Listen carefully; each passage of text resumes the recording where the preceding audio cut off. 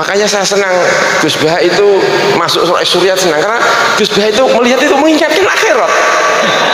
Kan banyak itu yang wajahnya kayaknya itu karena mengingatkan dunia, itu Gus Bah itu spesial.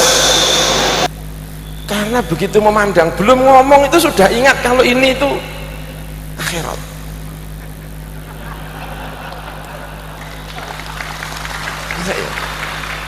Karena kadang-kadang saya melihat itu bajunya itu lengannya itu sobek.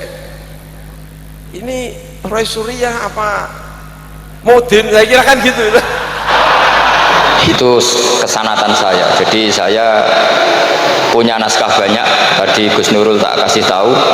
Ini diantara contoh naskah Mbah Soleh Darat. Saya punya banyak, mulai Hikam sampai Jawahirut Tauhid, terus beberapa tulisan-tulisan beliau.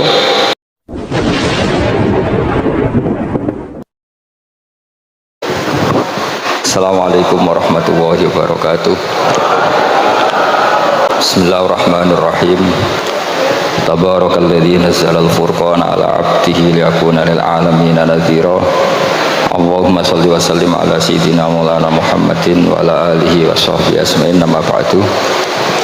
Yang sangat saya hormati semua pengurus wilayah Nahdlatul Ulama Jawa Tengah, wabil khusus Ki Haji Ubaidillah Sodaqoh, teman saya juga guru saya, putra guru saya Ki Haji Abdul Ghafur Maimun. Saya mau cerita sedikit tentang sanad ya. Jadi buyut saya kandung itu namanya itu Hafsah ya. Jadi buyut saya kandung itu namanya Hafsah, itu lahir di Damaran. Damaran itu belakang imaman Masjid Kudus, hanya sekitar 30 meter dari imaman Masjid Kudus. Itu punya bapak namanya Maksum, punya bapak namanya Soleh. Soleh itu bin Kiai Haji Asnawi Sepuh. Nah, yang Mbah Soleh saya itu, saya generasi ke-7 dari Mbah Soleh itu. Jadi pas ke-7, kalau ke-8 itu sudah kata orang-orang kaya gitu. Kenapa kamu miskin? Generasi ke-8 katanya. Jadi Mbah Soleh Darat itu orang Jepara, orang Mayong tuh. Itu dulu ngajinya diantaranya di buyut saya, di Mbah Soleh bin Raden Asnawi Sepuh. Raden Asnawi Sepuh itu cucu dari Mbah Mutamakin. Itu kesanatan saya. Jadi saya punya naskah banyak. Tadi Gus Nurul tak kasih tahu. Ini diantara contoh naskah Mbah Soleh Darat. Saya punya banyak, mulai Hikam sampai Jawahirut Tauhid, terus beberapa tulisan-tulisan beliau itu masih di lemari buyut saya di Pondok Damaran. Terus buyut-buyut saya itu juga yang diantaranya ada yang nikah di keluarga Gedungan, dan itu sebagian melahirkan Pak Said Akil.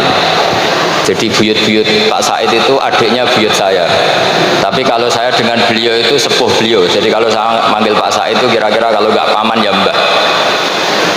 Kenapa saya cerita ini? Karena diantara ikatan sanad itu zuriatam ba'duha min ba'd.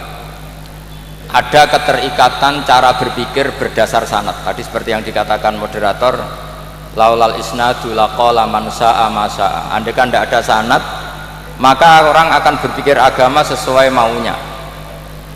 Dan itu bahaya sekali, karena agama ini riwayat, seperti tadi yang dikatakan inna hadzal ilma dinun fangzuru amman ta'khuduna dinakum. Saya punya sekian contoh cara berpikir sanad dan cara berpikir rasional. Di akhir Ihya itu ada cerita tentang rojak, dan ini pasti di luar dugaan sampean, karena sanad itu cara berpikir itu ya ikut saja. Yaitu ada 2 orang ahli neraka dipanggil Allah. Dipanggil Allah dalam keadaan di borgol, ditanya sama Allah, enak di neraka? Jawabannya pemuda itu ya, wah Gusti ya, di neraka kok enak? Ya jelas gak enak. Ya sudah, kamu kembali lagi ke neraka. Dugaan kita kan pasti anak ini gak mau. Ternyata enggak, dia lari sekenceng-kencengnya menuju neraka, semangatnya Masya Allah. Makanya ini sekaligus ijazah, kalau disuruh masuk neraka yang apa? Semangat. Oh itu Tuhan akhirnya tanya, loh kamu tak suruh ke neraka kok semangat? Gusti saya ini sudah kapok, ketika di dunia kalau jenengan nyuruh sholat saya lelet, jenengan menyuruh kebaikan saya lelet sebagai bentuk kapok saya, jenengan menyuruh saya ke neraka, saya semangat supaya saya nurut, barokahnya semangat menuju neraka, ya sudah di surga saja gitu. Ya makanya ini nanti kalau kamu disuruh masuk neraka yang apa? Semangat. Karena kita di dunia itu ada di akhir ikhya. Artinya itu kan di luar dugaan kita, cara berpikir seperti itu di luar dugaan kita. Akhirnya dia jadi ahli jannah. Cerita kedua ya masih di bab yang sama. Yang satu disuruh enak di neraka, ya enggak Gusti, sudah kembali lagi ke neraka. Si orang ini tolah itu. Terus ditanya sama Allah, kenapa tolah? Ya Allah, ketika engkau memanggil kami ke surga, saya tidak pernah ngira kalau akan engkau kembalikan lagi ke neraka. Ya sudah, kamu di surga saya karena husnudzon sama saya. Ini berarti ada dua sanad. Lucunya sama-sama benar, yang semangat ya benar, yang lelet juga benar. Maka kamu punya dua pilihan. Nanti kalau disuruh masuk neraka, bisa semangat, bisa apa? Lelet. Dan semuanya nanti di surga. Artinya begini, sanad itu apa ya? Enggak yang kita duga. Makanya saya mohon siapapun yang mencintai agama ini harus banyak baca. Jangan nuruti emosi, kemudian emosi itu di atas namakan agama. Di Sahih Muslim itu ada cerita, ini termasuk hadis pegangan kan Sahihain Bukhari Muslim. Itu ada cerita seorang sujud sama Allah itu kan banget baiknya, sangat baik. Kemudian yang sujud ini diinjek oleh pemuda yang nakal. Diinjek. Ketika diinjek, yang sujud spontan ngomong begini, fa wallahi la yaghfiru Allahu laka, demi Allah, Allah tidak akan maafkan kamu. Di luar dugaan, tentu kalau nggak ada sanad, omongan ini normal karena nginjek orang apa? Sujud. Tapi di luar dugaan, Allah mewahyukan ke Nabi di zaman itu, disuruh bilang sama orang yang sujud itu, Allah ngendikan manggal ladzi yata'alla alayya alla aghfira li fulan faqad ghafartu lahu wa ahbattu amalah. Siapa yang mencatut nama saya bahwa saya tidak bisa memaafkan orang yang nginjek, Allah tersinggung karena namanya dicatut. Saya ini Tuhan bisa menyiksa dan bisa mengampuni. Kenapa sifat saya jadi satu hanya menyiksa? Sifat ampunan saya di mana? Itu kalau nggak sanad tidak bisa. Saya ulang lagi, Allah itu apa? Zat yang bisa yaghfiru liman yasha wa yu'adzibu may yasha. Tapi orang yang sujud ini hanya mensifati Allah satu, yaitu Allah pasti menyiksa. Dan Allah tersinggung. Bagaimana mungkin saya Tuhan hanya berstatus bisa menyiksa, tidak bisa mengampuni? Akhirnya orang ini disalahkan, malah yang sujud tadi bilang ke orang itu, sujudnya saya hapus pahalanya, dan yang nginjek saya hapus dosanya. Tapi ya bukan berarti terus kamu boleh nginjek orang sujud, ya enggak. Artinya gini loh, saya hanya memperkuat moderator tadi, berpikir agama itu berdasar sanad. Kalau nuruti emosi pasti kita akan setuju Allah tidak ngampuni yang menginjak.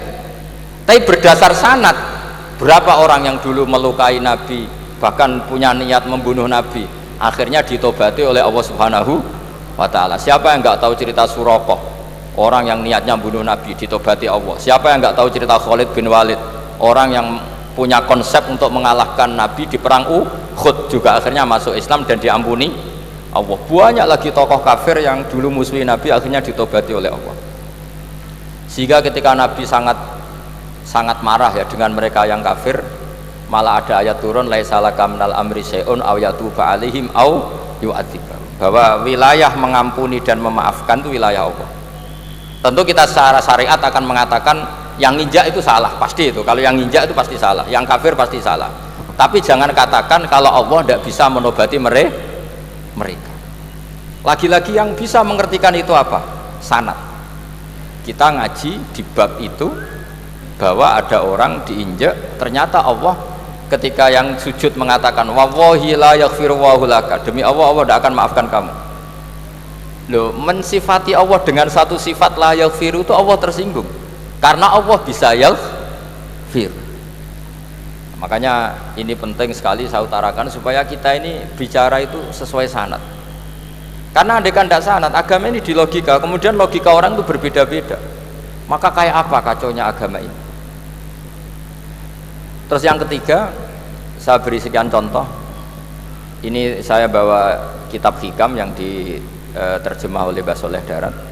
Saya dulu pernah ngaji Hikam sama Abahnya Gus Zofur. Cara berpikir Abul Hasan Asyadzili misalnya, umumnya orang itu kan kalau amal itu ingin diterima ya, kalau sujud ingin diterima Allah, kalau sholat ingin diterima Allah, dan kalau sangat ingin itu biasanya terus berlebihan, saking berlebihannya terus nangis minta amalnya diterima gitu. Tapi efek negatifnya gini, jangan-jangan nggak diterima, lalu kalau nggak diterima gunanya apa? Ini buruk sekali kalau mulai tanya sujud saya jangan-jangan nggak diterima, kalau nggak diterima gunanya apa? Itu menurut Abul Hasan Asyadzili itu pertanyaan dari setan. Bagaimana mungkin kita pernah menyesal atau menyesali sujud yang pernah kita lakukan untuk Allah Subhanahu wa ta'ala. Wong dadi kawulane Allah, wis dikai bumi, dikai oksigen, dikai rezeki, tahu sujud, bareng dikasih tahu Jibril, sujud kamu nggak diterima. Wah, getun aku sujud be Allah. Masa sujud sama Allah getun. Maka kata Abul Hasan Asyadzili begini, kafa bika jazaan an radiyaka laka ahlan, cukup sebagai balasan dari Allah yang luar biasa kamu ditakdir sujud. Wah, itu keren. Coba kalau kamu nanti ketemu Allah, ada orang yang sama sekali di bumi gak pernah sujud, lalu kamu ketemu Allah sujud berkali-kali, kemudian dapat kabar kalau sujud kamu gak diterima, pantas mana kira-kira? Pantas yang pernah sujud apa pantas yang gak pernah sujud? Pantas yang pernah sujud.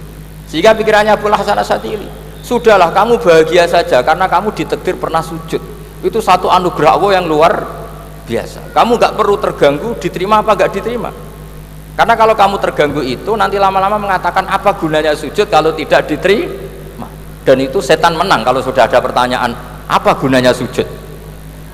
Nah, makanya disebut min syarril waswasil khannas. Kata Abul Hasan Asyadzili, waswas di sini adalah setan ngeridu kamu supaya kamu ngeset semua ibadah kamu, jangan-jangan kamu gak diterima, kemudian kamu menyesali semua ibadah yang pernah kamu lakukan. Betapa buruknya kita, wong ngamal apik kok disesali. Makanya saya ini sebagai kiai itu termasuk kiai yang paling sukses ya. Betul, karena perasaan saya itu sudah sukses dulu sebelum nyata sukses apa enggak penting. Saya sering motivasi santri yang ngapalkan Quran 10 tahun enggak hafal-hafal, nanti kalau ketemu Allah tetap keren. Pernah ngapalkan kitab saya? Pernah Gusti. Hafal? Tidak. Tapi kan keren, pernah menghafalkan. Daripada sampean ditanya pernah ngapalkan Quran? Tidak. Kok hafal lagu dangdut? Nah itu posing sama jawabnya. Tapi kalau santri saya pernah ngapalkan? Pernah Gusti. Di mana di Guswa? Hafal? Enggak. Pede saja? Enggak. Tapi saya mencintai kitab engkau dan bukti cinta saya tak hafalkan. Cuma nasib tidak memihak saya Gusti, kan masih lumayan itu. Daripada ditanya pernah ngapalkan Quran? Tidak Gusti. Jebule apal lagu dangdut, yang ibu-ibu apal harga cabai naik turunnya harga berambang. Ini harga sembako hafal, tapi kalau Quran tidak hafal. Nah, pikiran-pikiran kayak Abul Hasan Asyadzili itu harus kita kembangkan. Makanya saya suka sekali ketika Mbah Mun yang sekarang diteruskan Gus Wafi meresmikan Thariqah Syadziliyah. Ya cerminannya kitab Hikam itu yang diterjemah Mbah Soleh Darat, karena Hikam adalah murid Abul Abbas Al-Mursi, beliau adalah murid Abul Hasan Asyadzili. Jadi gampangannya kalau sampean ingin tahu cara berpikir Abul Hasan Asyadzili itu ngaji Hikam, karena Hikam itu cucu muridnya Abul Hasan Asyadzili, dan itu cara berpikir gampang sekali.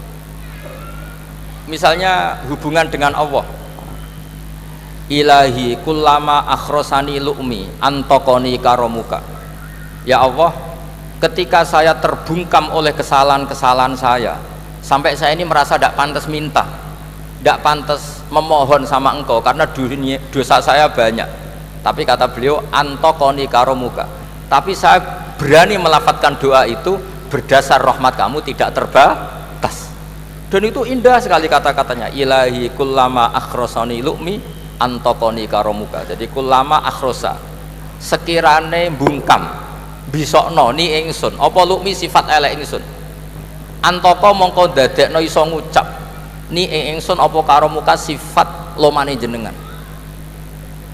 Dan itu dipraktekkan semua ulama. Ya nafsu la taknati min zallatin azumat innal kaba'ira fil ghufrani kalamami.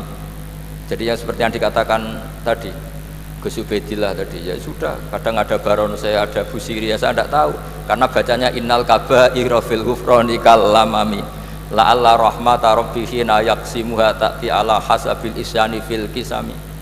Itu ada orang terlalu fanatik kebaikan datang ke Abdul Hasan Asyadzali gerutu karena dunia ini sudah kacau balau, banyak maksiat, banyak macam-macam.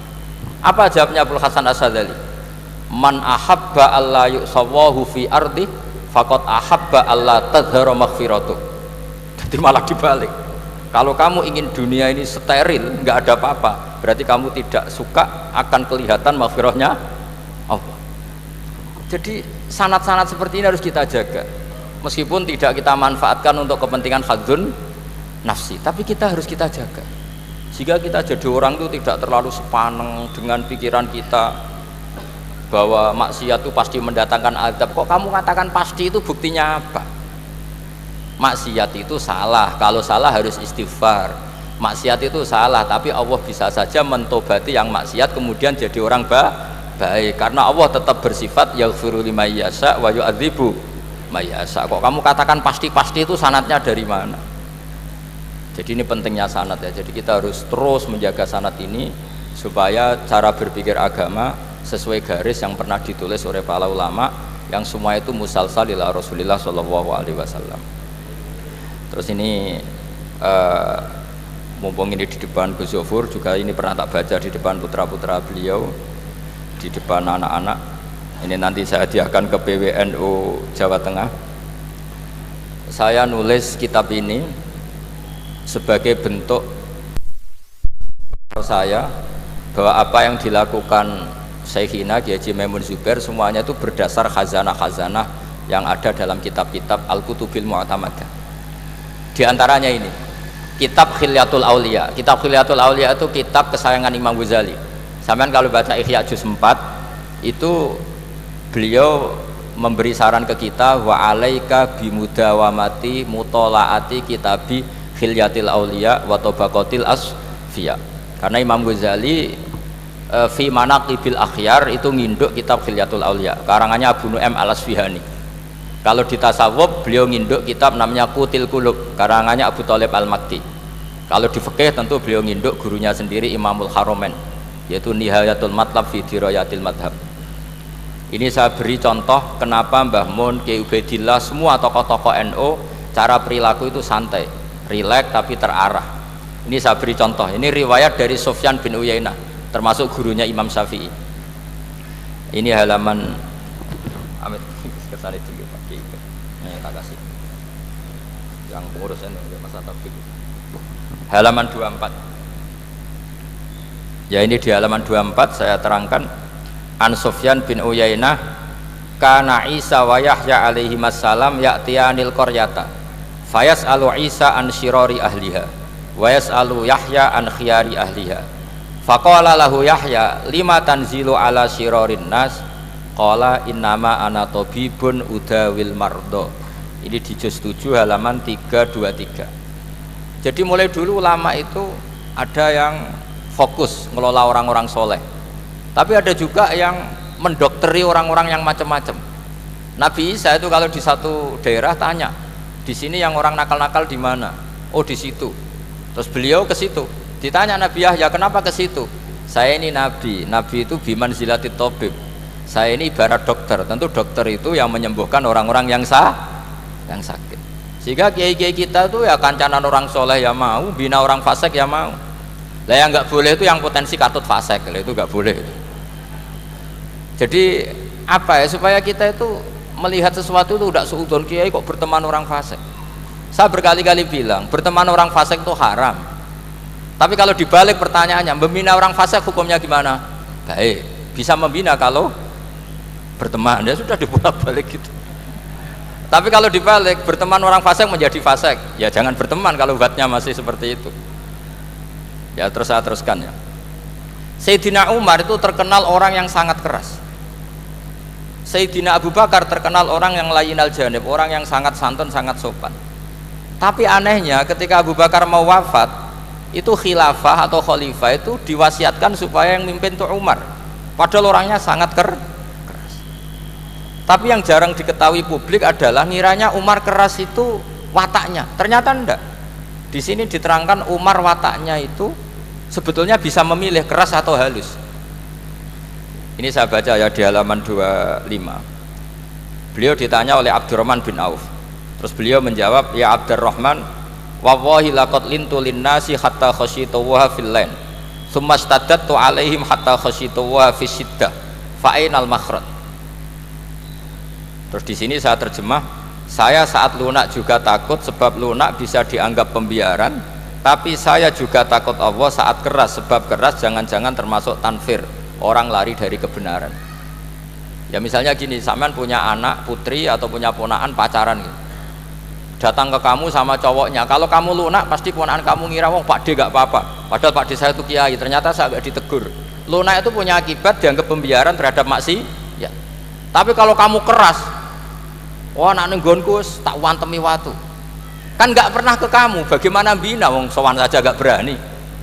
Artinya efeknya sama, terlalu lunak ya punya efek tidak bisa bina, terlalu keras juga punya efek tidak bisa bina. Maka kata Sayyidina Umar, fawallahi laqad lintu linnas hatta khasyitu wa fil lain. Artinya saat bersikap lunak saya takut Allah karena lunak bisa dianggap pembiaran terhadap maksiat. Tsumma staddattu alaihim hatta khasyitu wa fi syiddah. Ketika keras saya juga takut karena kalau terlalu keras bisa tanfir, bisa orang lari dari kiai, dari orang soleh. Makanya dalam guyonan-guyonan ulama itu ada preman jagongan di orang-orang fasik. Ditanya, kenapa kamu jagongan sama orang fasik? Kenapa tidak jagongan sama orang soleh? Habis orang solehnya marah-marah terus, lah ini ramah.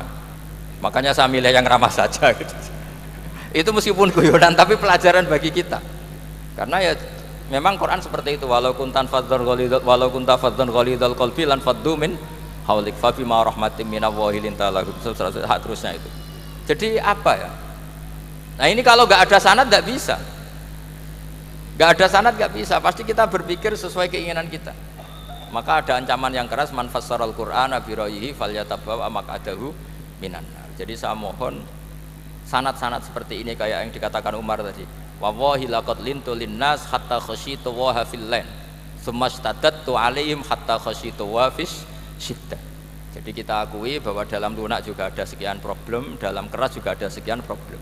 Terus kita bikin satu metode, satu manhaj yang kira-kira ya sa'ighal lisyaribin, atau yang lebih dikenal dengan Islam wasatiyah. Ada tawazun, ada tasamu, ada macam-macam. Ya, saya kira demikian. Assalamualaikum warahmatullahi wabarakatuh. Waalaikumsalam.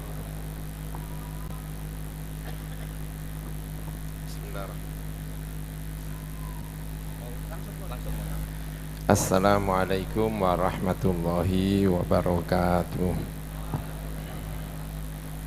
Bismillahirrahmanirrahim. Alhamdulillahirabbil alamin. Wassalatu wassalamu ala asyrafil anbiya'i wal mursalin sayyidina wa maulana Muhammadin wa ala alihi wa sahbihi ajma'in. Rabbi syrah li sadri wa yassir li amri wahlul 'uqdatam min lisani yafqahu qawli, amin. Amma ba'du. Yang terhormat para pimpinan PWNU, pengurus wilayah Nahdlatul Ulama Jawa Tengah, ada Kiai Haji Ubaidillah Sodakoh, ada Kiai Jamil, ada Pak Kiai Huda, dan beberapa kiai-kiai yang lain, ada Pak Hashim, Gus Atabik, saya tidak bisa menyebut satu persatu. Ada kiai kita, salah satu Rais Syuriah Nahdlatul Ulama, Kiai Haji Ba'udin Nur Salim. Saya belum pernah melihat Gus Ba rapat Rais Syuriah di Jawa, Rais Syuriah, tapi pekerjaannya jalan-jalan, nggak pernah ngantor nih Gus Ba ini. Besok tanggal 10 saya berencana ke PBNU, ada rapat tentang Munas dan Muktamar Nahdlatul Ulama, kepingin semoga bisa datang. Gus Pak mungkin juga nggak datang juga ini kayaknya. Uri itu lagi, Rois Suriah yang uri. Ya khasnya memang agak uri gitu ya. Ya. Saya tadi datang ke sini itu tiba-tiba ada suara letusan yang keras sekali. Ada ban yang meletus. Saya hampir mengucapkan alhamdulillah karena saya tanya santri saya, sopirnya itu ban kita ya, bukan, itu bannya truk di belakang.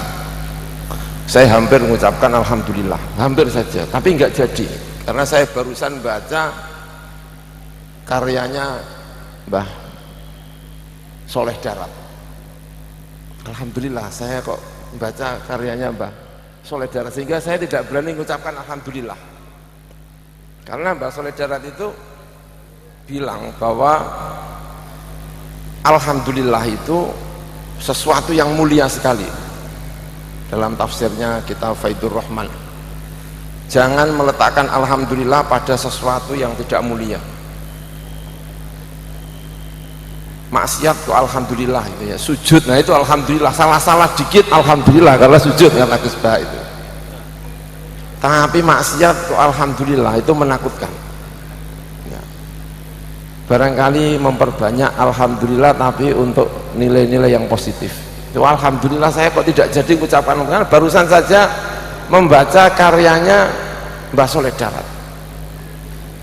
Mbah Soleh Darat itu meriwayatkan dari As-Sirri As-Sikti, gurunya Imam Syekh Abdul Qadir Al-Jilani kalau tidak salah, namanya As-Sirri As-Sikti. Itu ditanya oleh muridnya, kalau alhamdulillah itu sesuatu yang sangat mulia, harus menjaganya, bagaimana caranya harus menjaganya? Seorang santri berkata kepada Syekh Sirri As-Sikti, lalu dijawab oleh Syekh Sirri As-Sikti, saya itu sudah tobat 30 tahun belum selesai-selesai gara-gara saya mengucapkan alhamdulillah. Kata Sirri As-Sikti, loh kamu kok bisa mengucapkan alhamdulillah kok tobat sampai 30 tahun? Karena di Baghdad itu pernah ada kebakaran, semuanya toko terbakar kecuali toko saya dikasih tahu tapi toko Anda tidak terbakar, dan saya mengucapkan alhamdulillah, dan saya menyesal mengucapkan alhamdulillah itu, karena itu berarti saya itu telah berbahagia di atas penderitaan orang lain. Sudah tahu banyak corona kok menjual masker mahal-mahal, itu tobatnya 70 turunan.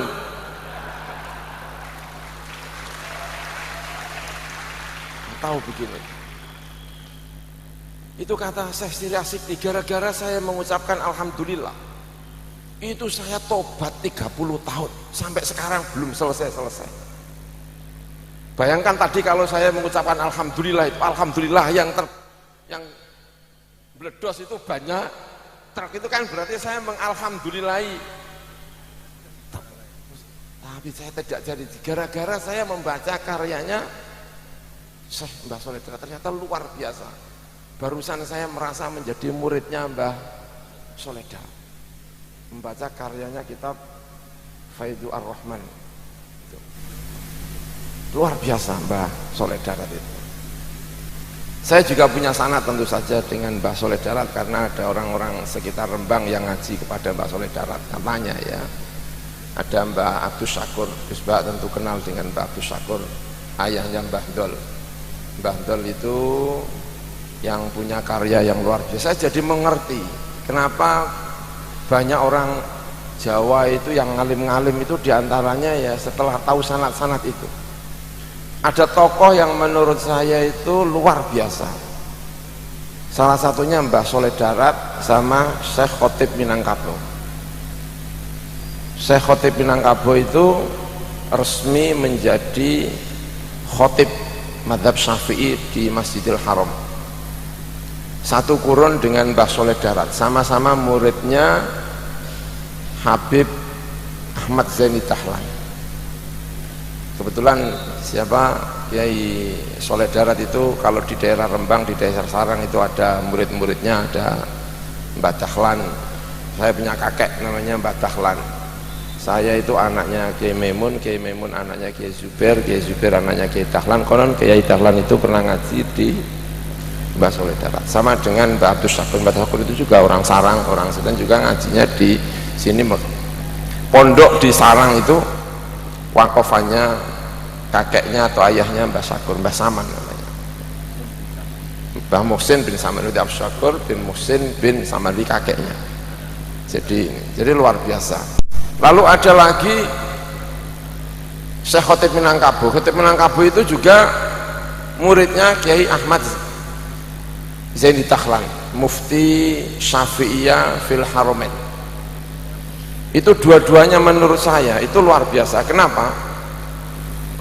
Satu, kita di Indonesia itu dikenalkan dua tokoh, pendiri Muhammadiyah sama pendiri Nahdlatul Ulama. Itu ternyata sama-sama berguru kepada dua tokoh ini. Satu Khotib Minangkabau, yang kedua adalah Mbah Soleh Darat. Mbah Soleh Darat itu punya murid, yang satu mendirikan Muhammadiyah, yang satu mendirikan Nahdlatul Ulama. Sama-sama satu perguruan. Makanya aneh kalau kemudian NU ditolak Muhammadiyah, itu agak aneh.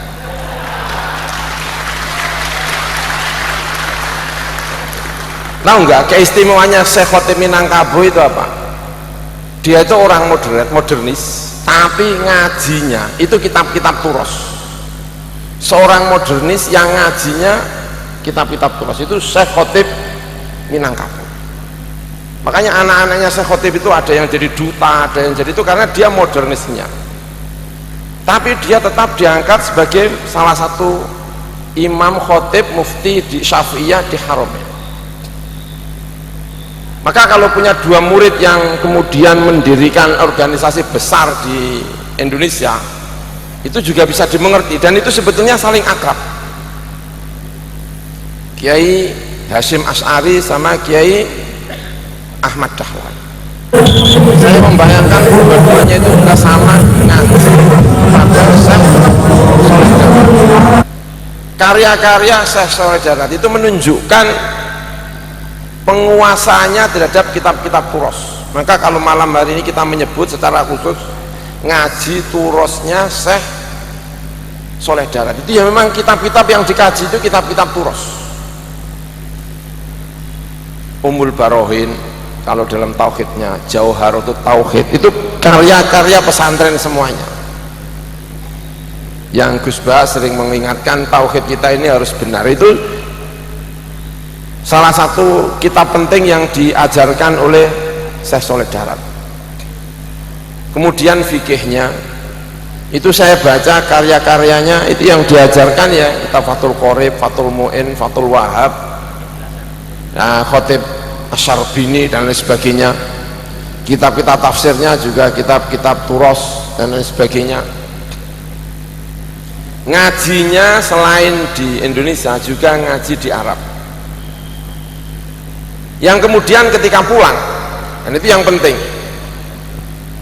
itu yang mengherankan utusan Belanda, Senop Horgronya itu sampai heran, kenapa orang-orang Jawa, orang-orang Nusantara ini kalau pergi ke Mekah, pulang-pulang itu membenci Belanda.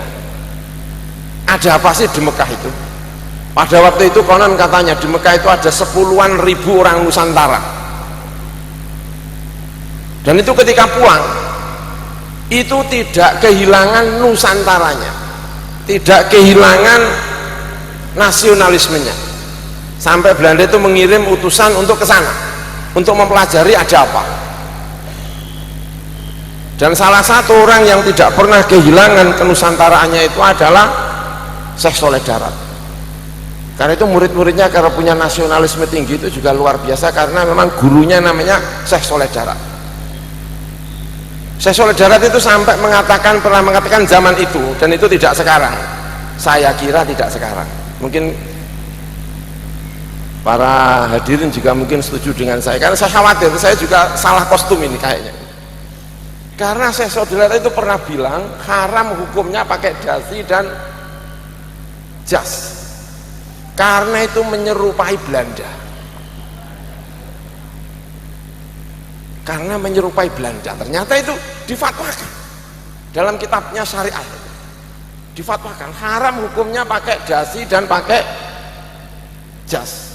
Saya salah kostum, saya tadi apa ngomong terus kok saya ternyata pakai jas. Ngaji saya soleh darat kok malah pakai das, pakai apa ini? Das ternyata diharamkan. Itu saking bencinya sama Belanda, saking bencinya sama Belanda, benci sama Belanda. Tapi kalau saya soleh darat sekarang hidup ya mungkin sudah tidak lagi diharamkan itu mungkin ya. Khawatir saya ini kalau pakai jas itu, pakai jas ini, saya kepengen menghormati saja pakai jas ini suasananya. Itu sampai saking bencinya. Lalu secara khusus saya soleh darat itu juga mengapa kalau nulis itu pakai pegon, pakai Jawa dan pakai pegon, agar tahu nasionalismenya.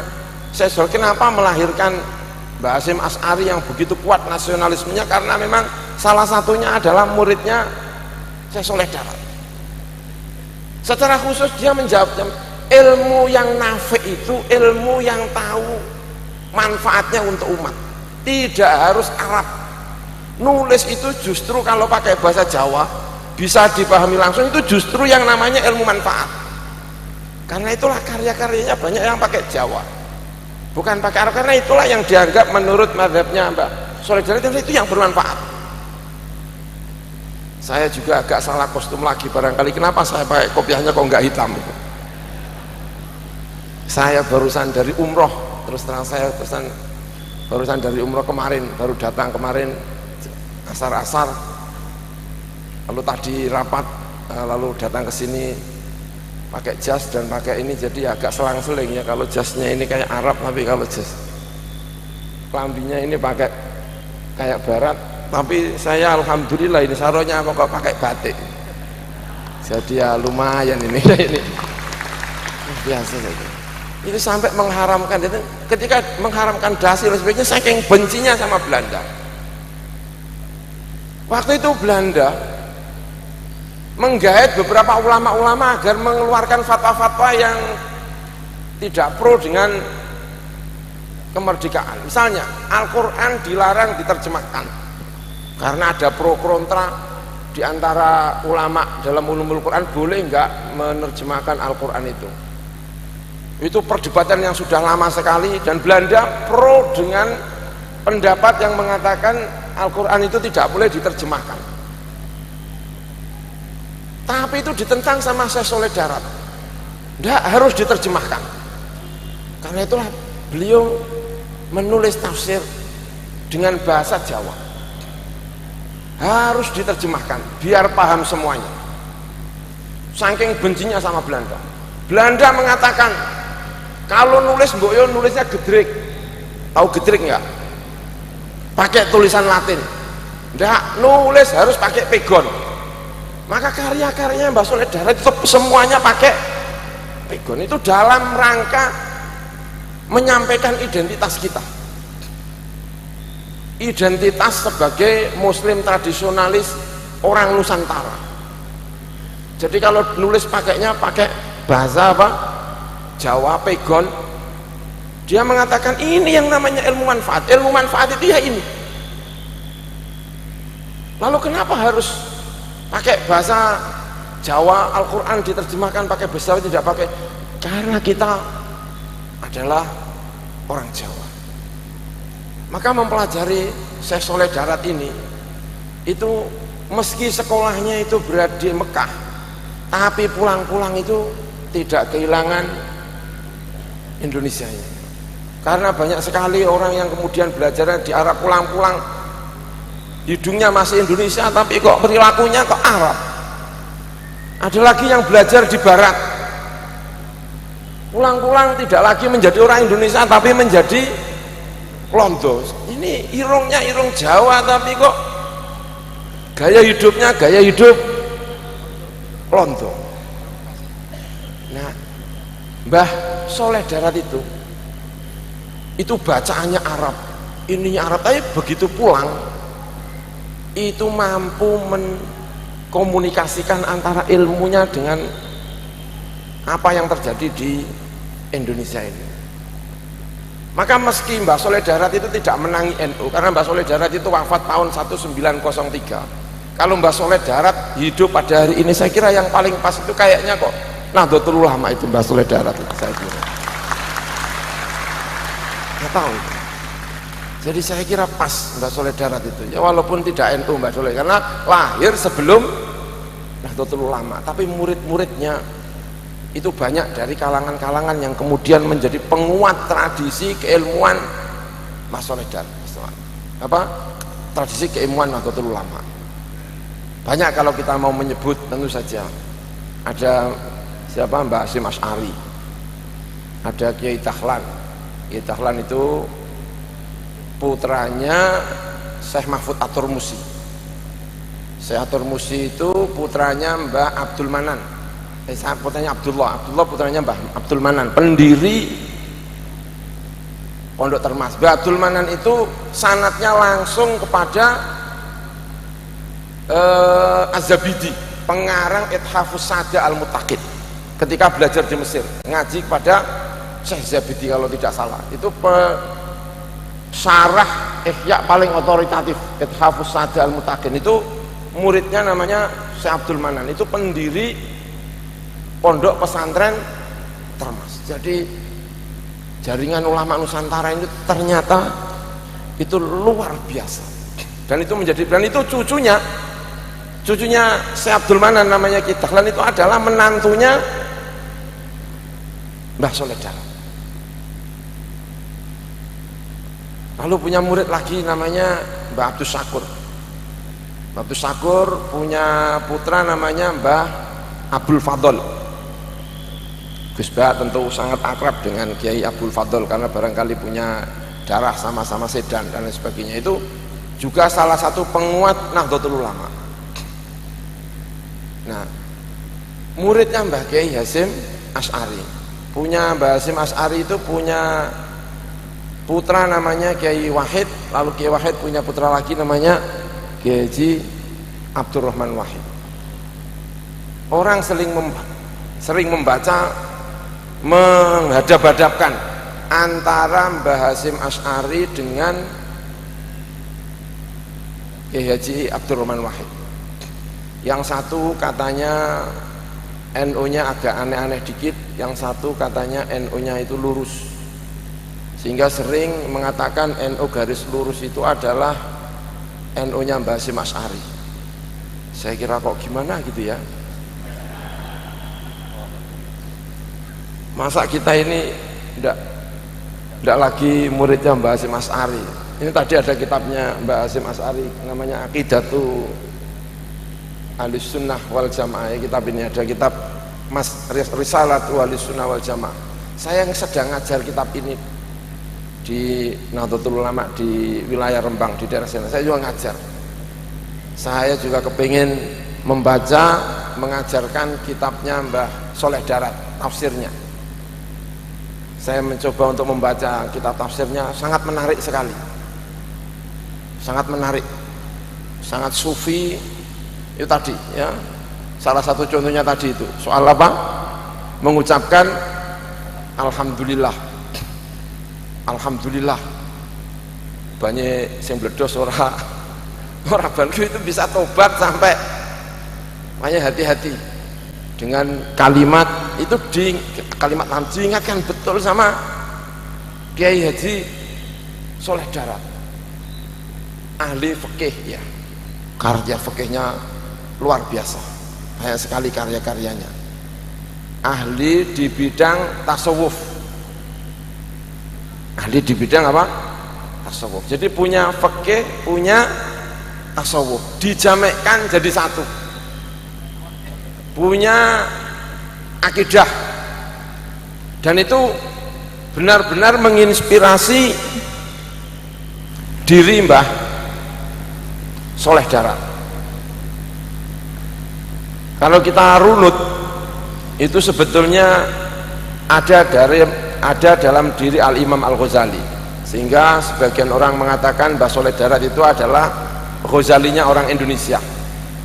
Itu adalah Mbah Soleh Darat, karena menjamakkan antara berbagai ilmu, seperti apa yang dilakukan oleh Al-Imam Al-Ghazali. Imam Ghazali itu bisa disebut sebagai ahli fikih karena punya karya Al-Wasit Al-Basit, punya karya di bidang fikih. Setelah menjadi seorang fakih, menjadi seorang mutakallim, punya kitab namanya Al-Iqtisad fil I'tiqad. Biar tahu bahwa kita ini punya tokoh namanya Mbah Soleh Darat, itu disebut sebagai Imam Ghazali kecil, dan itu punya sejarah yang mirip-mirip. Betapa bangganya kita, dan itu menjadi warisannya Nahdlatul Ulama, agar bangga menjadi Nahdlatul Ulama. Ini luar biasa. Lalu punya kitab tauhid, menerjemahkan, menyarai dikit-dikit kitab Jauharut Tauhid. Imam siapa namanya, Syekh Soleh Darat, sama dengan Imam Al-Ghazali. Lalu Al-Imam Al-Ghazali menjadi seorang sufistik.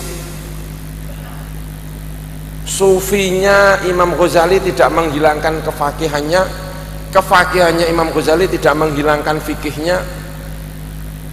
Tasawufnya Imam Ghazali dibentengi oleh ilmu kalamnya Imam Al-Ghazali.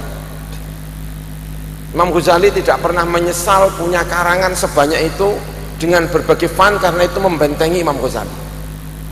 Dan itu menjadi kurikulum di Nizamiyah, madrasah Nizamiyah di zaman era Nizamul Mulki.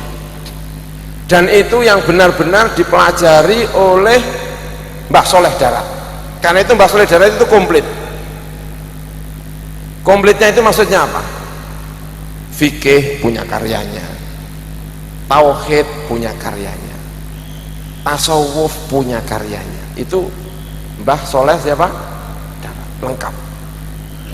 Dan itu yang dicoba untuk diterapkan dalam lingkungan Nahdlatul Ulama dan pondok pesantren. Yang pernah ngaji di pondok pesantren, ilmu utamanya itu apa? Ya tiga ini dalam masalah agama, selain ilmu alat, pasti ilmu tauhid. Kalau tauhid, kalau pernah di pondok pesantren pasti pernah ngaji apa yang dipelajari oleh Mbah Soleh Darat, pasti pernah pelajari. Umul Barohin khatam, ya saya sendiri khatam ngaji walaupun nggak paham-paham dikit, tapi kan khatam. Nanti kalau ditanya sama Gus, ya Allah, kata Gus Bah, lumayan wis tahu lah kan. Kita kok ini orang tahu belajar wis repot, wis tahu lah, pokoknya wis tahu. Ya. Fikih tahu. Dulu saya pernah musyawarah sama Gus Bah, kebetulan saya jadi musyawarah biasa, roisnya Gus Bah, jadi ya lumayan lah, sudah pernah musyawarah Fathul Qorib, Fathul Mu'in sudah pernah, sehingga kalau pernah menjadi ketua lembaga Basul Masail Nahdlatul Ulama PWNU Yogyakarta ya gak pantas, wong pernah ngaji. Kemudian apa namanya, tasawuf juga pernah ngaji. Saya pernah menghatamkan kitab Hidayahnya Al-Imam Ghazali. Sekarang juga saya juga sedang mengajar kitab Hidayahnya Imam Ghazali. Jadi agak pantas-pantas dikit lah kalau ngaji saya saudara, walaupun bajunya ini ya londo dikit, tapi saya kira fatwanya Mbah siapa Soleh Darat kalau sekarang itu ya mungkin kalau ditanya ya, oh sekarang sudah enggak londo tuh itu gitu kira-kira lah. Masa tasnya londo, masa ada yang bilang saya pakai jas pakai londo, kan saya kira sudah enggak ada yang bilang londo itu. Kiranya sudah enggak ada ya, saya kira ya jangan ya nanti awas kamu nanti kamu bilang gitu. Saya menyampaikan bahwa betapa bencinya sama Belanda itu sampai mengharamkan jas dan mengharamkan itu dasi, sampai diharamkan. Itu saya kira menjadi inspirasi kita semuanya. Wajahnya Mbah Soleh Darat itu menjadi inspirasi kita. Boleh belajar pada siapapun, belajar kepada A, kepada B, kepada, tapi jangan sampai menghilangkan rasa cintanya kepada apa namanya, nasionalisme ini.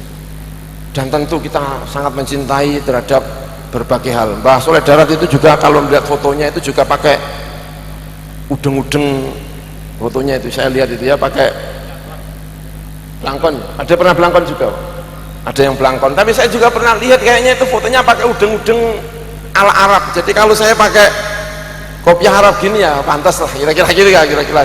Jadi nggak saru-saru amat. Saya tadi itu yang agak khawatir itu memang jas saya ini, saya khawatir itu. Tapi semoga ada perubahan fatwa saya kira ya. Masa Mbah Soleh Darat kalau sekarang lahir lagi mengharamkan apa? Jas, wah repot sekali itu, dasi dan apa? Jas itu. Karena kiai-kiai sekarang juga sudah banyak yang pakai apa? Jas. Saya kira setuju ya, saya jadi agak senang kalau setuju itu kan. Dan sekadung pakai jas itu Mbah siapa? Mbah Soleh Darat. Kemudian cintanya agar setiap orang itu punya kesempatan untuk belajar agama. Agama itu jangan dipersulit, agama itu disampaikan kepada orang lain, itu juga menyenangkan sekali. Syekh Soleh Darat itu senang sama Abu Bakar, senang sekali sampai memuji Abu Bakar, mengutip hadis yang saya tidak tahu sahih dan tidaknya, tapi itu benar-benar dikutip sama Syekh Soleh Darat. Orang paling punya belas kasihan terhadap umatku itu adalah Abu Bakar. Arhamu ummati Abu Bakar. Itu menurut Mbah Soleh Darat. Kenapa kok Abu Bakar? Yang saya pahami, kenapa? Karena Abu Bakar itu setiap kali dilihat itu mengingatkan kepada akhirat, bukan mengingatkan kepada duniawi. Makanya saya senang Gus Bah itu masuk surah senang, karena Gus Bah itu melihat itu mengingatkan akhirat. Kan banyak itu yang wajahnya kayaknya itu kan mengingatkan dunia, itu Gus Bah itu spesial. Karena begitu memandang, belum ngomong itu sudah ingat kalau ini itu akhirat.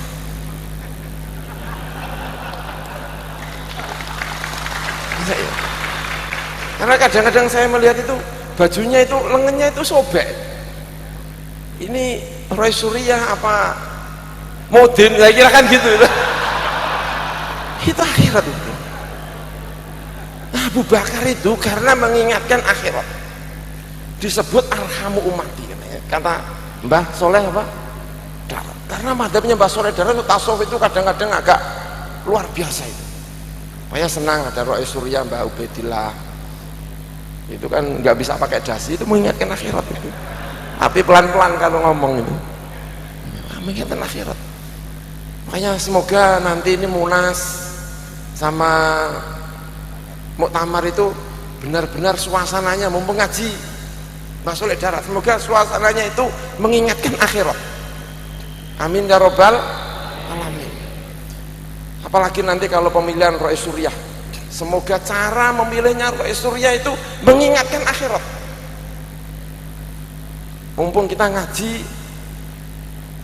turusnya Mbah Soleh Darat, semoga nanti di Munas dan di Konbes mobilnya agak dikit kijang-kijang gitu loh, jangan yang Al-Fatihah biar mengingatkan akhirat gitu ya, semoga. Dan semoga nanti Rois Suriahnya mau menginap di pondok-pondok, tidak cari hotel-hotel, biar ingat akhirat. Amin ya robbal alamin. Rumah saya tidak ada AC-nya, semoga tetap mau yang nginap kerasan di rumah saya meski tidak ada AC-nya, biar jadi Abu Bakar yang banyak. Amin ya robbal alamin. Kiai Ubed semoga tidak nyewa hotel. Amin ya robbal alamin, tetap nginap di pondok-pondok itu. Wah insya Allah ada yang gitu-gitu itu. Kata siapa? Mbah Soleh Darat, arhamu ummati Abu Bakar. Karena segala sesuatu yang disentuh oleh Abu Bakar itu mengingatkan akhirat. Luar biasa itu. Apa namanya barongsai ya Bang? Barongsai ditempati NU mengingatkan akhirat. Semoga yang punya menghibahkan ini kepada Nahdlatul Ulama. Amin ya robbal alamin. Mengingatkan akhirat itu penting sekali. Saya kayak kerasan sama Gus Bah karena Masya Allah ingat akhirat saya kalau melihat Gus Bah itu. Amin ya robbal alamin. Masya Allah, alhamdulillah nih. wajahnya orang Irang ini juga Masya Allah akhirat semuanya. Saya kira itu yang bisa saya sampaikan ya. Ingat itu Mbah Soleh Darat itu kagumnya sama siapa? Abu Bakar itu luar biasa menurut saya itu ketika menafsiri Ar-Rahman Ar-Rahim. Rahman itu milik semuanya, Rahman itu miliknya Allah. Kalau Rahim miliknya orang banyak, karena yang memberi segalanya itu adalah Allah Subhanahu wa Ta'ala. Tidak pandang bulu, orang maksiat ya dikasih, kata Mbah Soleh Darat. Orang maksiat ya tetap dikasih makan, orang kafir ya dikasih makan, ini juga dikasih makan, semuanya dikasih rezeki walaupun dia tidak Islam. Bahkan yang maksiat itu yang masih makan, bahkan yang terkena corona juga makan. Loh, semuanya dikasih rahmat sama Allah Gusti Allah, dan itu dipungkasi sama Syekh Soleh Darat, takhallaku bi akhlaqillah, berakhlaklah seperti akhlaknya Allah yang Rahman yang Rahim, yang ketika memberi rahmat itu tidak pandang bulu. Jangan seperti mau apa gitu ya, tanya dulu kamu agamanya apa, kalau agamanya tidak sesuai dengan saya selenteng. Nah itu misalnya, itu kayaknya tidak sesuai dengan siapa? Mbah Soleh Darat. Karena Mbah Soleh Darat itu bilang takhallaku bi akhlaqillah, dan Allah punya sifat ketika menafsiri ayat Ar-Rahman Ar-Rahim itu ditafsiri, dipungkasi kalau tidak salah dengan takhallaku bi akhlaqillah. Itu Mbah Soleh Darat. Semoga masjid-masjid kita juga mengejawantahkan Rahman dan Rahim. Amin ya robbal alamin. Saya kira itu yang bisa saya sampaikan. Terima kasih. Saya kembalikan kepada Pak Kiai Yuda. Terima kasih. Wassalamualaikum warahmatullahi wabarakatuh.